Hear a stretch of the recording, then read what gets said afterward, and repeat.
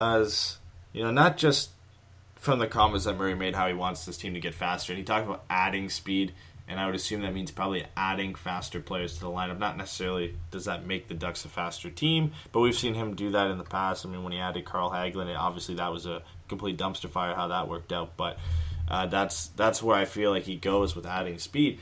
And then, like I just said, you add Patrick Eves to this lineup. Who's the most logical guy to drop out of the top 9? It's Nick Ritchie. And do you play him on the fourth line, or do you go and you get some speedier players to put on that fourth line and trade him for what you can get for him right now? It's interesting because I feel like both are as equally as possible. You could get rid of him, and I feel like that's 50-50, or you could put him on the fourth line, and that's a completely viable option for the Ducks. I would go the route of trading him at this point. I just feel like this is what you're going to get from him, and that's not necessarily a bad thing. I feel like, again, a lot of the criticism comes from the fact that he was a former 10th overall pick. 27 points in 76 games isn't something to open your eyes at, but for a fourth line guy, I guess that's not necessarily bad. And if he was to continue that production playing maybe on a fourth line with Derek Grant and JT Brown or whoever ends up coming back and playing there, it's not bad. But I feel like the way the Ducks are going and the direction that Bob Murray wants to go on based off his comments, I don't see how he fits. Because if you had to pick a guy who probably isn't going to be able to adapt to a faster style of play, it's going to be Nick Ritchie. Yeah, Drew in our chat says Ritchie for 2018-2019 MVP, and then you put of the San Diego Gulls. So I don't think maybe he needs that. Yeah, I feel like they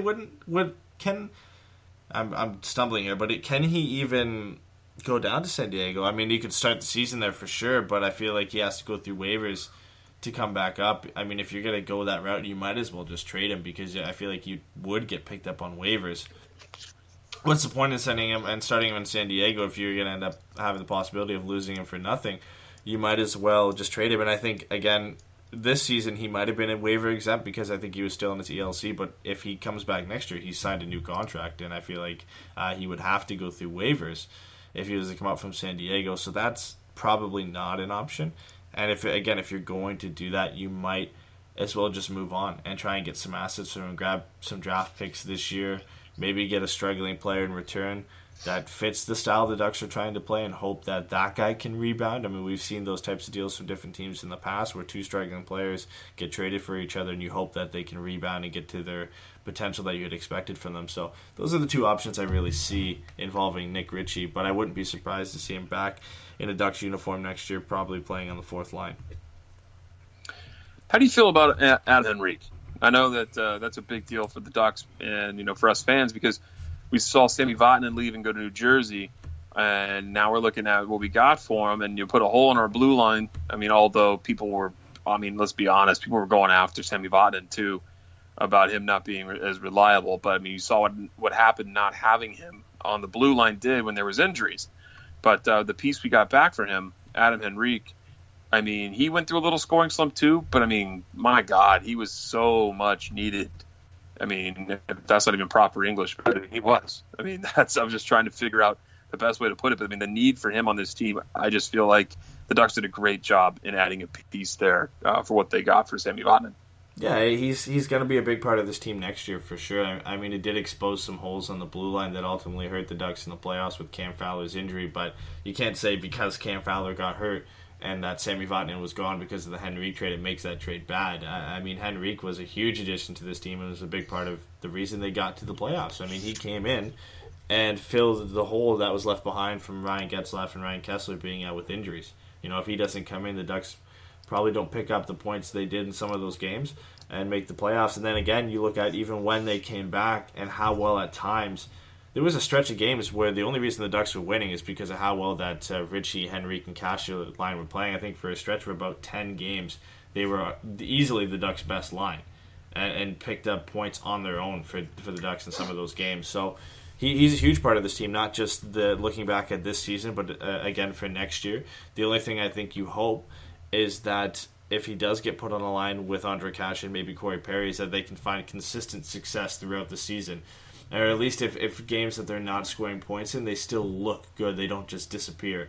That was the big worry for me is especially even in the series against the Sharks. We didn't see them. You didn't see anything from them. They completely disappeared. They went off the radar in that series, and it's not like that was the first time we've seen them do that, because they either looked really good in the regular season or they were non-existent. And again, that was a lot. That happened to a lot of players for the Ducks and their offense as a whole. But you need to see some more consistency. And I think maybe even adding Corey Perry on that line provides obviously a little bit more of an offensive threat than Nick Ritchie has. And I would love to see, I think we saw it briefly in the postseason with Henrik, Kasha, and Perry. Or maybe it was Henrik, Ritchie, and Perry. But adding Patrick Eaves into the mix definitely creates a lot of different possibilities for that third line for Anaheim. Yeah, Adam Henrique, 20 goals in 57 games for the Ducks. He only had 4 goals in the first 24 games for the Devils. He finishes with 50 points combined between the Devils and Anaheim, so I feel like he had a hell of a season. It's kind of funny when you play on a bad team like New Jersey and you're shooting at 8.2% and you come to Anaheim and shoot at almost 20%. Yeah. What the difference is when you play with line mates you click with. I mean, playing with Andre Kasha was great for him. Also getting power play minutes there also helped his numbers. So I think great pickup. We'll have to see what he does with a full season with us next year. Looking right now at the guy that everyone loves to talk about and bash, myself included, Corey Perry. 17 goals, 32 assists, 49 points in 71 games. Those are not bad numbers unless you talk about the contract numbers, which at this point is almost unfair because it doesn't even really matter. He's going to get paid that money no matter what. And he has a full no move, just like Ryan Getzlaf, just like Ryan Kessler. All those rumors floating around about him being traded. I know we kind of goofed on that last week and talked about it a little bit and said, what if? But, I mean, I really don't see Corey Perry moving anywhere. I don't really see the Ducks asking him to waive his no-move clause, and I really see him just kind of sticking up the middle finger if they were to. Yeah. So I think we're stuck with Corey. And so my question to you, Eddie, is can we expect the same or maybe a slightly less version of Corey Perry next season, or do you really feel like a big turnaround's coming? I feel like the big turnaround we were waiting for the last couple seasons, it didn't come, and I feel like it's not going to come next season. I think this is what we can expect from Corey Perry. Maybe we see a bounce back if he can really find a line he can click with. I mean, he still couldn't figure things out, and he was put with Rickard Rakell and Ryan Getzlaf, and still couldn't get back to the guy that we're used to seeing in Corey Perry, and we kind of hope we could see from him in a 30-goal scorer.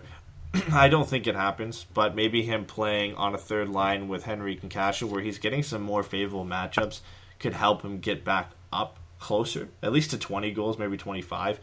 But again, we're being optimistic because we've hoped that for the last 2 seasons. And we've hoped year after year Corey Perry's hopefully going to get back to that Hart Trophy type season where he ends up getting 40, 50 goals. I think that's well behind him now. But again, I mean, nothing's wrong with 49 points in 71 games. It's just, again, the contract that everybody looks back to. And, this guy is commanding a lot of money off this team's salary cap, and he's not producing at the rate that we expect from him. So that's the disappointing part. But, talking about next season, what we can expect, I think it's going to be pretty much the same. And like you said, maybe even slightly less if he continues to regress. But I'm hoping if he does get third-line minutes, that gives him a little bit more favorable matchups, and maybe he has an easier time getting pucks in the back of the net. He was maybe the most dangerous Ducks player in the Sharks series. Especially in the last game couple as of well. Games. Lots of chances for Corey Perry. So again, maybe but it comes he down starts to not cashing in on those. Yeah, it comes down to not cashing in on those chances. And, Martin Jones was great in Game 4. There's no question about it, but you feel like Perry had to cash in on one of those. There were a couple chances where he just had to elevate it a little bit higher, and I know it's difficult, but that's what you get paid to do, and you got to cash one of those in. It would have been such a huge goal for the Ducks to get one from him there, and he just couldn't find a way to beat him. And pretty much every chance he had, it just had to elevate it a little bit higher over the pad, and it's in the back of the net. So I don't know. Corey Perry's going to, I think, be the big question mark for Anaheim going into next season, because you don't really know what you're going to get from him. If you get a 50-point season, then that's great, but you hope for more, and you hope that if it is 50 points, it's more goals than it is assists. And you really want him to be that go-to guy to get 25, 30 goals and maybe get back to the types of seasons we'd hope from him. So Derek in chat says, what position do you think we need more depth in, center or defense? I would have to go with center. Yeah, I mean, but you've already got like if you're drafting or if you're just going into next season. Like I feel like It's for me drafting. For drafting, yeah, okay. just because I'm looking at the age of our centers, the age of the big Okay. guys. You're looking at Kessler and looking at Ryan Getzlaf. Yeah, if you're talking about drafting, then definitely at center. If you're talking about going into next season, if you're going to add to this current team, then it's definitely defense because you can't get much more deep in the top 9 than Getzlaf, Kessler, and Henrique. I mean, you're not going to get much more than whoever you put on the fourth line. I don't want to say it doesn't matter because it does, but you can add maybe Derek Grant there or go out and get a fourth line center if you want. It's not going to change too much the Ducks' depth there, and then you've got some guys in the minors, especially in Sam Steele, who is going to be a guy that could look for as a call-up if somebody gets hurt and could slot right in at center, which is his natural position. But yeah, if we're looking about drafting, definitely at center, and Derek brings in, he says drafting. So I think it is center, because if you look at right now, the only natural center the Ducks have that could come in and maybe step into these top 6 is Sam Steele, because Max Jones is left winger. Maxime Comtois has played center at times, but he really is a winger more than anything. Antoine Morand is a center in junior, but I feel like he's one of those guys when he gets to the NHL, he translates more to the wing. And Sam Steele could eventually be one of those guys too. I just don't know. Smaller centers for me are always big question marks. They're the skilled smaller guys at center. You never know how they're going to turn out and if they're going to be able to be centers in the National Hockey League. Sam Steele is an interesting one for there because I feel like he is a guy who could play center eventually. It all depends on how he translates his game to the NHL. I mean, he'll be an effective winger if he does end up playing on the wing, but that's a huge loss for Anaheim because outside of him, there's not a lot of depth up the middle, and I feel like that's where they should go this year in the draft, and we'll get to there later on because we're going to talk about the draft. But they're severely lacking when you look at the age of Ryan Kessler and Ryan Getzlaf and trying to replace these players in 2 or 3 seasons. No, that's going to be a tough task for Bob Murray to figure out if he's still the GM. I don't want to talk about Bob just yet because we got some things to correlate with him. But we got to talk about our surprises, good and bad. What's your good surprise and what's your bad surprise for this season? I don't want to say it's not as I guess a surprise, but John Gibson's play this season was a good surprise. We knew he would be an important part of this team, but him having the type of season he did was arguably the main reason the Ducks got into the playoffs to begin with, especially with all the injuries. He was the guy that led this team. So if I had to pick a big surprise, I feel like it's him. Maybe you could lean a bit on Andre Kasha getting to 20 goals. I think nobody expected that. We knew he had a big surprise season last year, and then he really broke out this year and became the player that we all hoped he'd be. So I feel like that, for me, are the surprises. On a disappointing side, I feel like... So this is a tough one because there's a lot to pick, but I feel like, the blue line for me was disappointing. The way it was composed, I feel like when Lindholm and Manson and Fowler and Montour got put together, it looked a lot better. But just as a whole, they weren't as good as we expected them to be this season. And then for me, again, it really does come down to that shutdown line. And it's tough to criticize them because of Ryan Kessler's injury and how much that plays a role in the success of that line. But we expected them to be a go-to line for the Ducks when things are going bad. And we couldn't count on them this year. They're just inconsistent. They had some very good games, like blurred in with some very bad games. So that's the big disappointment, I think, for me. So for me, the positive, the best surprise out of this season for me was I'm going to go with Brandon Montour because we finally figured out who he is and what he can provide this team as a two-way mobile defenseman, which you can never have too many of those. Mobile and puts up points, plays power play. I like his game. He's not afraid to step up and try to make a big hit. I like his game a lot. I mean, I would go right up there with just seeing how well Josh Manson was able to add offense to his game too. I like his style of play as well, but I'm going to have to go with Brandon Montour. And when it comes to disappointments, I'm going to have to look at Nick Ritchie.